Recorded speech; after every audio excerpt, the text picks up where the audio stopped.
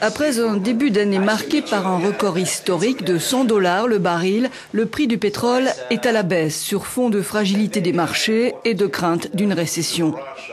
Faut-il augmenter la production pour soulager l'économie mondiale? Vendredi, l'OPEP tient sa première réunion extraordinaire à Vienne. Son président, l'Algérien Chakib Khalil, répond aux questions d'Euronews.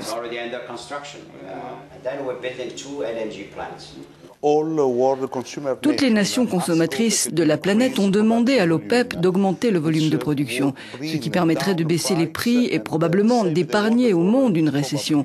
L'OPEP va-t-elle aller dans ce sens lors de sa réunion de vendredi?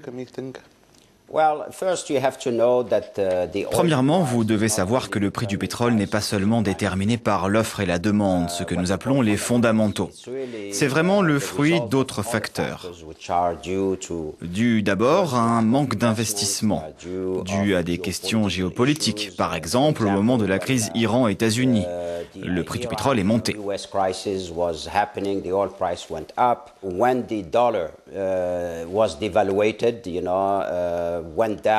Quand le dollar a été dévalué, qu'il a baissé, alors le prix du pétrole, lui, est parti à la hausse. Cela pour vous dire que la dévaluation du dollar a une forte influence sur le prix du pétrole.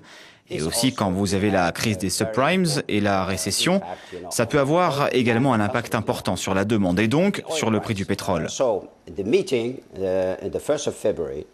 La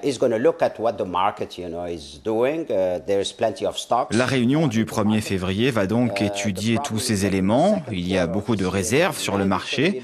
Le problème, c'est qu'au second trimestre, la demande pourrait baisser. Et la plupart des membres de l'OPEP pensent qu'on ne doit pas augmenter la production parce qu'on a suffisamment de pétrole disponible.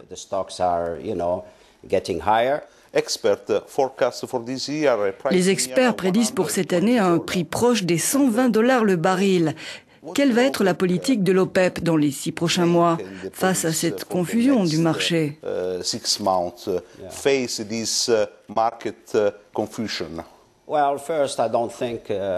Premièrement, je ne pense pas que le prix du brut va atteindre les 120 $. En ce moment, il est autour des 89, des 88. Mais je voudrais signaler que si on tient compte de l'inflation, 88 $ en 2008, c'est moins que 40 $ en 1980. Donc vraiment, ce n'est pas si élevé que ça. Il faudrait qu'il passe à 120 $ pour être comparable au prix de 1980. Par conséquent, avant tout, je ne crois pas que le prix du pétrole va monter si haut. Et puis, on évoque aussi la possibilité d'une récession. Cette récession aurait un impact sur la demande, donc il pourrait y avoir moins de demandes cette année que l'année dernière. Et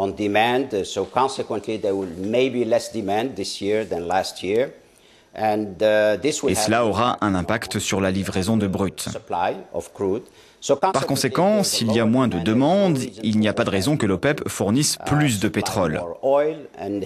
Et ici, je voudrais insister sur le fait que l'OPEP ne produit pas plus de 40% de la production totale.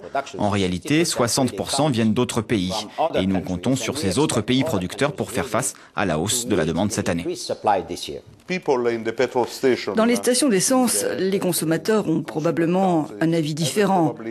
Ils estiment que les producteurs sont en train de se remplir les poches, la rançon de la hausse des prix. Ce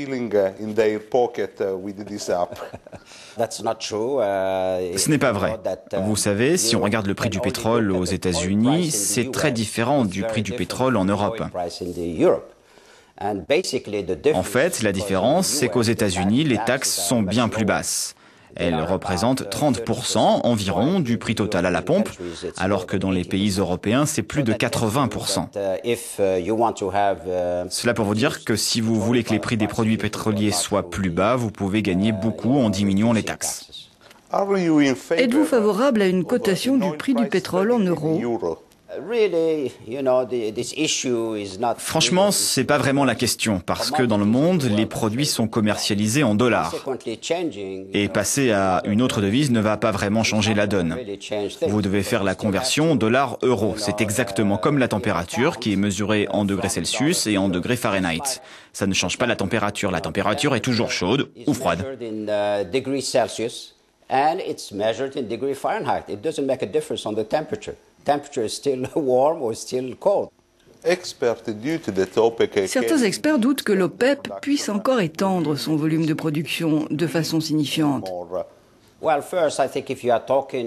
d'abord, si vous parlez en termes globaux, les principaux écueils, ce sont les ressources humaines. Dans les années 1990, quand le prix du pétrole était très bas, le plus gros de la main-d'œuvre a alors quitté le secteur pétrolier.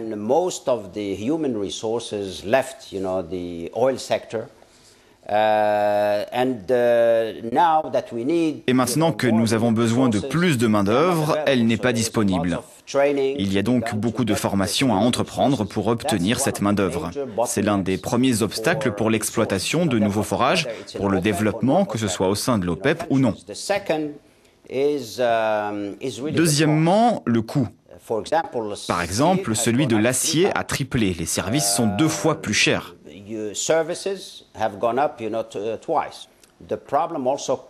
Un problème aussi vient des signaux émis aux pays producteurs par les pays consommateurs quand ils disent « nous allons nous tourner vers le solaire, nous allons miser sur le nucléaire, nous allons produire du bioéthanol ».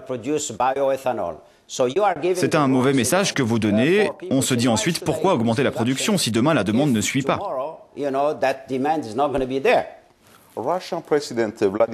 L'an dernier, le président russe Vladimir Poutine a lancé l'idée de créer un cartel pour le gaz naturel. En plus de présider l'OPEP, vous êtes ministre algérien chargé de l'énergie et votre pays est l'un des principaux producteurs de gaz.